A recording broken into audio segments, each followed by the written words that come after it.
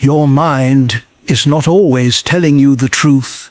It is telling you the fastest story. And for most people, the fastest story is also the darkest.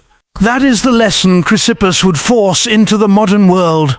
Because most people think they are suffering from reality. They are not. They are suffering from the speed, chaos, and inaccuracy of their own interpretations of reality. The text was short, so you assume something is wrong. They looked away, so you assume you were judged. The plan changed, so you assume everything is falling apart. You made one mistake, so you assume you are failing. You feel anxious, so you assume danger is present. This is how the mind lies, not always dramatically, usually automatically. And that is what makes it so dangerous. Because a lie you can hear is easier to fight than a lie that sounds exactly like your own reasoning. Chrysippus understood that most human beings do not collapse because the world is too cruel. They collapse because their first interpretation of the world is rarely examined. That is the whole tragedy. A thought appears. A conclusion forms. A mood follows. A reaction begins. And the person never stops to ask the question that could have saved them. Is this actually true? That single gap between impression and assent is where mental freedom lives. And most people never enter it. They live as if every thought deserves belief. Every fear deserves obedience. Every emotion deserves a theory. Every discomfort deserves a catastrophe. Every uncertainty deserves a worst-case conclusion. This is why overthinking feels so real. Because the mind can produce fiction with the emotional force of fact. You imagine being rejected, and your body reacts as if rejection is happening. You imagine humiliation, and your nervous system prepares for humiliation. You imagine failure, and your mood darkens before anything has even failed. The event has not arrived, but your interpretation already has.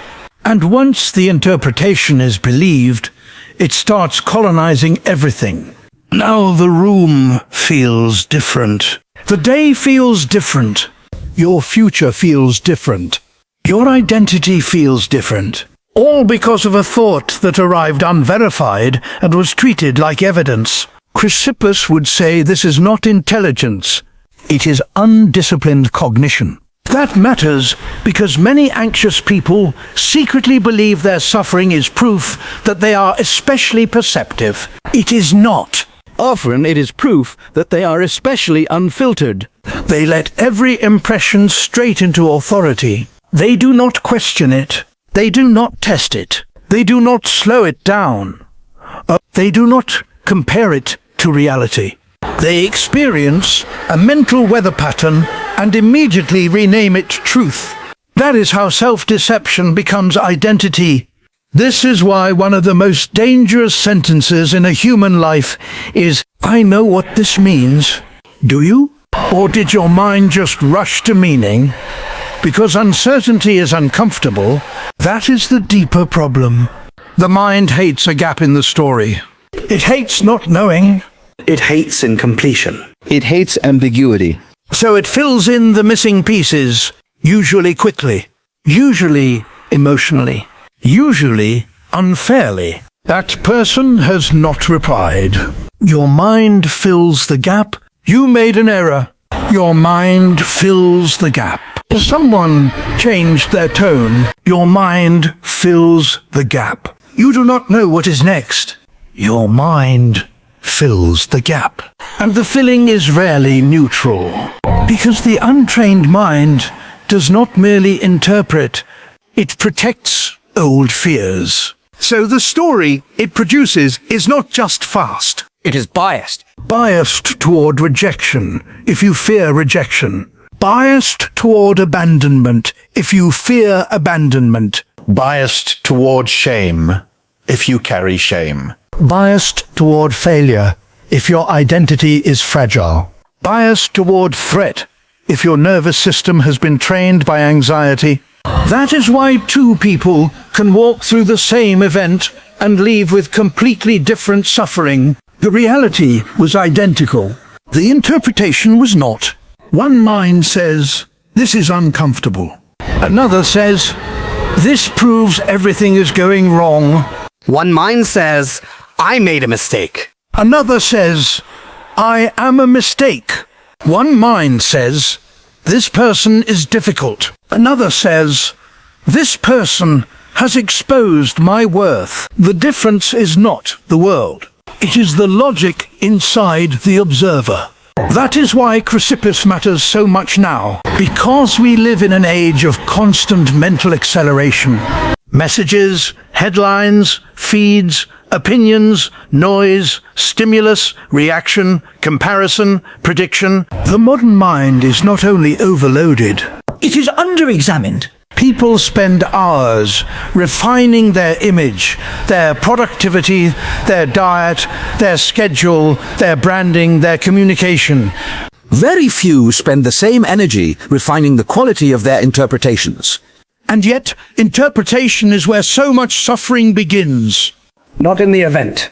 In the first sentence, the mind writes about the event. That is the knife. The event cuts once. The interpretation keeps cutting. This is why a person can lie in bed and suffer intensely from things that have not happened, may never happen, and in some cases make no sense at all. The mind presents a conclusion. The body obeys.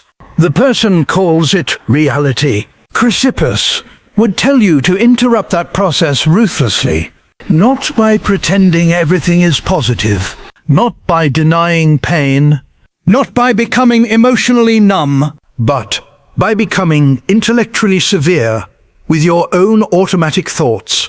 You feel something? Fine. But what have you concluded? And why? What exactly is the evidence? What assumption got smuggled in? What old fear is being granted the status of logic? What are you treating as certain that is still only possible? What are you calling reality that is actually interpretation? That is the work, and it is harder than people think. Because most people would rather suffer inside a familiar story than stand in uncertainty long enough to examine whether the story is false. This is the hidden addiction. Not just anxiety, interpretive certainty. People cling to their first explanation because it gives them the feeling of understanding, even when the explanation is killing their peace, especially then, because a painful certainty can feel safer than an open question. At least if you say, "I know this means I'm failing," the mind feels like it has landed somewhere. The problem is that it landed in poison. This is why mental discipline matters more than mood management. If your interpretations are sloppy, your emotions will become unstable. If your conclusions are hasty, your inner life will become hostile. If your automatic thoughts are never tested, your reality will slowly become smaller, darker, and more threatening than the world itself. And then you will call life oppressive, when the real oppressor is the unchecked narrative running inside your own head. That is not self-blame. That is self-recovery. Because the moment you see that interpretation is involved, power returns. Not full power over life, but power over assent. Power over what you agree to believe.